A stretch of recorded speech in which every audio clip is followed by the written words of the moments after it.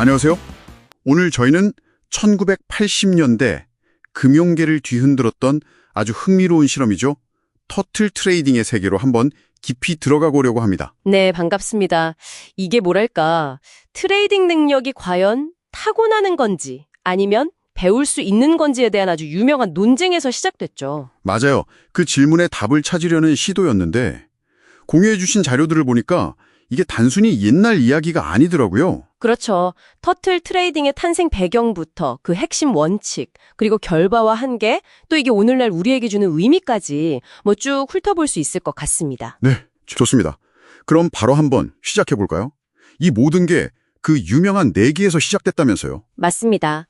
전설적인 트레이더 리처드 데니스, 그리고 수학자 윌리엄 에카르트, 이 두 사람 사이의 내기였어요. 주제가 위대한 트레이더는 만들어지는가 타고나는가 이거였죠. 네, 데니스는 확신했어요. 만들어진다. 이렇게요. 그래서 그걸 증명하려고 직접 실험을 한 거군요. 그렇죠.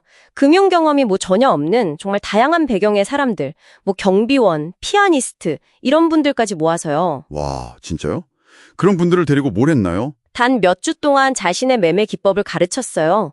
그리고는 실제 100만 달러를 주고 운영하기 시켰죠. 100만 달러를요? 와, 대단한데요? 데니스 본인도 내 기법에 신비스러운 건 없다. 이렇게 말했다면서요? 맞아요. 중요한 건 그가 가르칠 수 있다고 믿었다는 점입니다.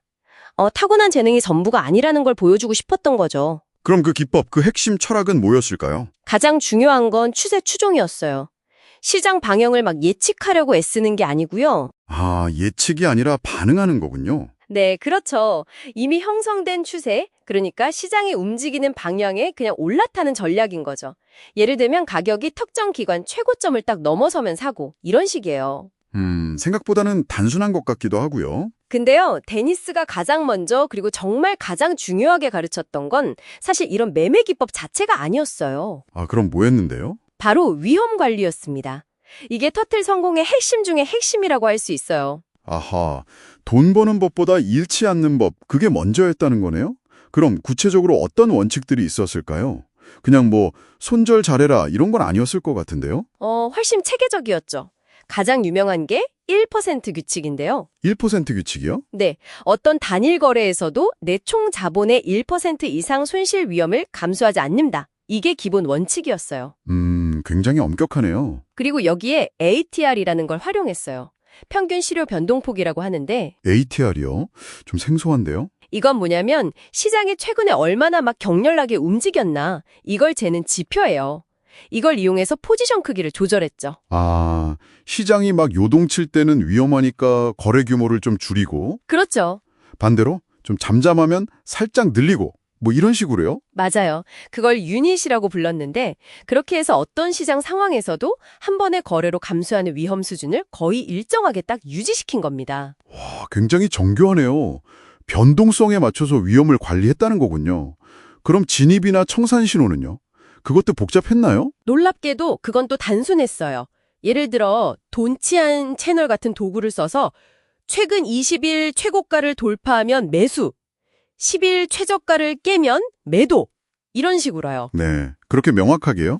무슨 비밀스러운 분석 같은 게 아니고요? 네, 중요한 건 이 단순한 규칙을 정말 기계처럼 감정 개입 없이 엄격하게 지키는 거였어요. 그게 핵심이었죠. 그리고 여러 시장에 분산 투자했고요. 원유, 금, 통화, 주가 지시 선물 같은데요. 위험을 더 낮추려고요. 그렇게 해서 결과가 정말 놀라웠다고 들었습니다. 완전 초보자들이었는데도. 네, 그 터틀들이 연평균 100% 이상, 3년 누적으로는 1000%가 넘는 정말 경이적인 수익률을 기록했습니다. 와, 1000%요.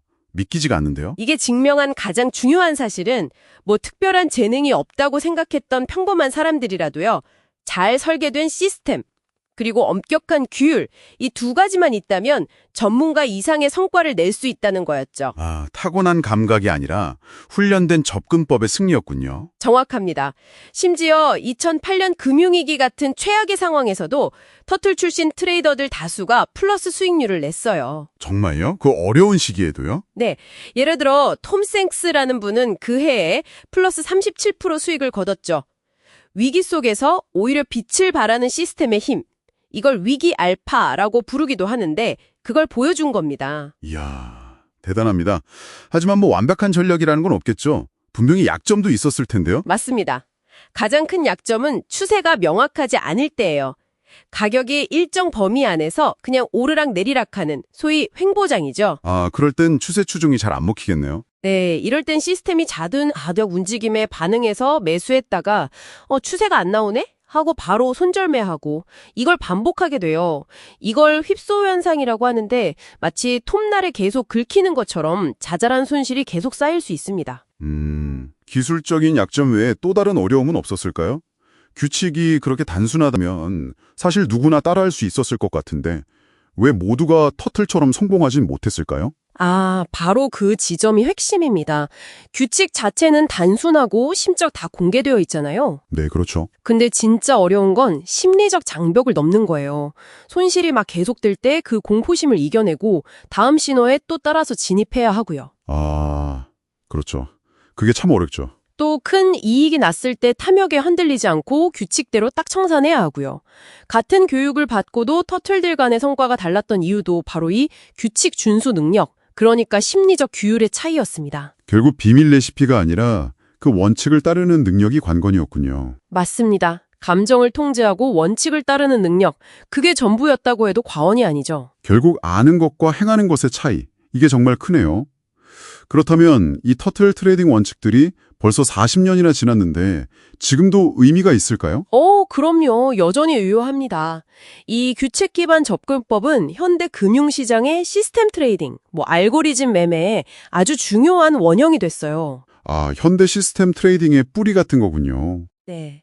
감정을 배제하고 데이터와 규칙에 따라서 의사결정을 내린다. 이 개념은 수많은 헤지펀드 전역의 기초가 됐죠.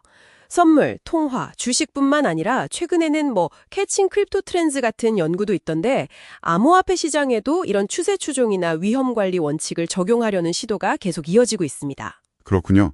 자, 그럼 정리를 좀 해보면 터틀 트레이딩이라는 건 결국 어떤 비밀 기법이라기보다는 그렇죠. 첫째, 추세 추정이라는 명확한 전략. 둘째, 무엇보다 엄격한 위험 관리.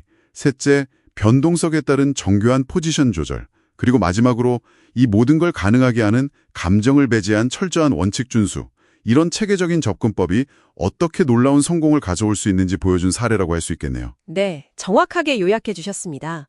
트레이딩은 배울 수 있다는 희망을 주지만 동시에 그 실행에는 엄청난 자기 통제가 필요하다는 냉정한 현실도 함께 보여주는 거죠. 이게 단순히 투자 기법을 넘어서는 의미가 있는 것 같아요.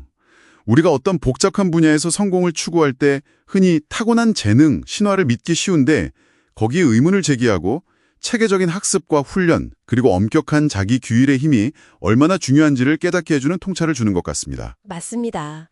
적용 범위가 훨씬 넓은 교훈이죠. 자, 오늘 터틀 트레이딩에 대해 정말 깊이 파헤쳐 봤는데요. 마지막으로 듣고 계신 당신에게 이런 질문을 던지면서 마무리하고 싶습니다. 네, 터틀 트레이딩의 핵심 규칙들은 비교적 단순하고 널리 알려져 있는데도 왜 여전히 소수의 사람들만이 이걸 통해서 꾸준히 성공을 거두는 걸까요? 이 아는 것과 실행하는 것 사이의 깊은 간극은 비단 트레이딩뿐만 아니라 우리가 일상에서 마주하는 수많은 중요한 의사결정 상황에서 우리 인간의 심리에 대해 무엇을 말해주고 있는 걸까요? 한 번쯤 곱씹어 볼 만한 질문인 것 같습니다.